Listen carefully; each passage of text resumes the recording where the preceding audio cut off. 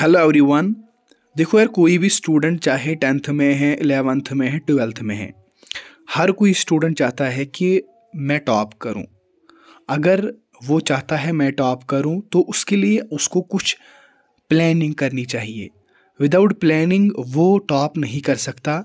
आपको पता होगा कि जब आपका एग्ज़ाम नज़दीक आता है, इवन डेट शीट के बाद ही आप पढ़ना स्टार्ट करते हो, तब आपका जो मन है वो किताबों की तरफ नहीं लगता और इसी वजह से आपका फिर कोई सब्जेक्ट ऐसा है जिसमें बैक आता है, यानी कि बैकलॉग आता है, या फिर कह सकते हो आप कि वो आपको रिपेयर आता है।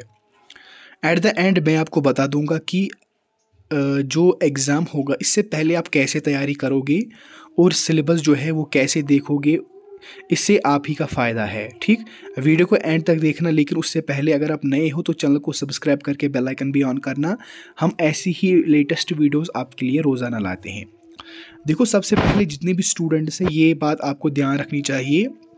किसी भी एग्ज़ाम को पाने के लिए सबसे पहले करना क्या है, आपको सबसे पहले आपको एक सिलेबस जो होगा वो आपके सामने होना चाहिए। जब भी आप किसी भी एग्ज़ाम की प्रिपरेशन करते हो तो ये सबसे पहला पॉइंट है कि सिलेबस जो है ये आपको पता होना चाहिए कि सिलेबस में मुझे किस सब्जेक्ट में कितने यूनिट्स है, किस में कितने मार्क्स है, क्या क्या पूछा जाता है, क्या नहीं पूछा जाता है, वो सबसे पहले आपको प्लानिंग में होना चाहिए।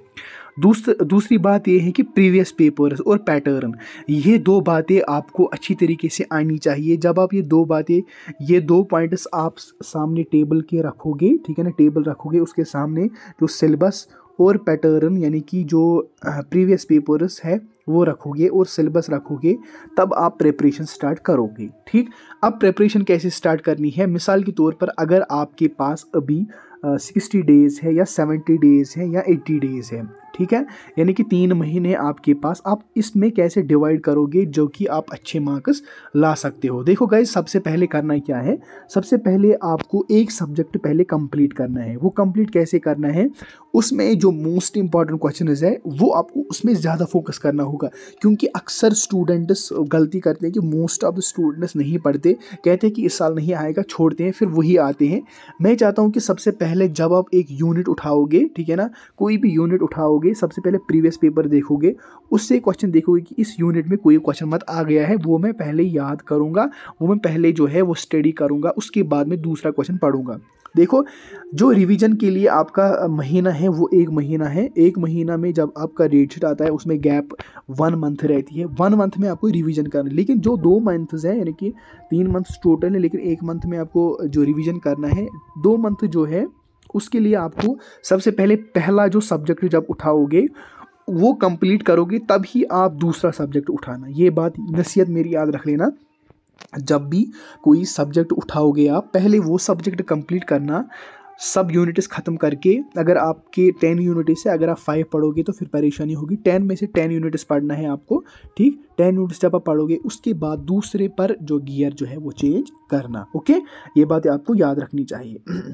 और लास्ट में बता दूंगा आपको, जब भी आप प्रिपरेशन करने बैठोगे इसमें एक टाइम टेबल जो है वो क्रिएट ज़रूर करना है आपको।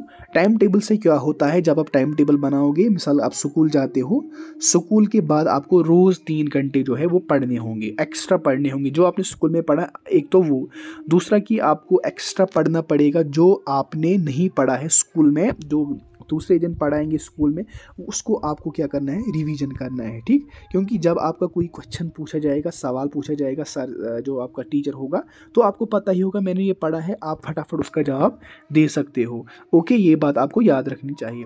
और लास्ट में बता दूंगा आपको कि अगर आपने प्रिपरेशन करनी है किसी भी एग्ज़ाम की, ठीक है ना, किसी भी एग्ज़ाम की, सबसे पहले आपको करना क्या होगा, पेशेंस। ठीक है, पेशेंस ज़रूरी है, क्योंकि जब आप प्रिपेयर करते हो तो आपको परेशानी होगी कि मैं ये याद करूँगा, वो याद करूँगा, फिर परेशानी रहती है, डिमोटिवेट होता है।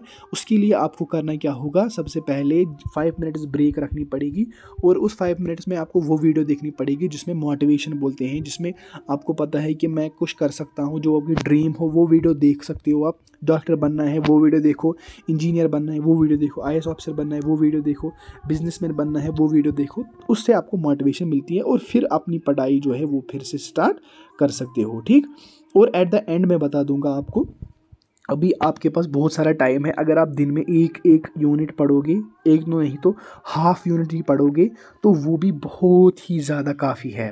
ठीक, क्योंकि ये 3 महीने, मतलब कि चलो जी दिसंबर जनवरी फरवरी, ठीक, मार्च से आपका एग्ज़ाम होने वाला है, यानी कि 3 महीने आपको अभी एग्ज़ाम में है।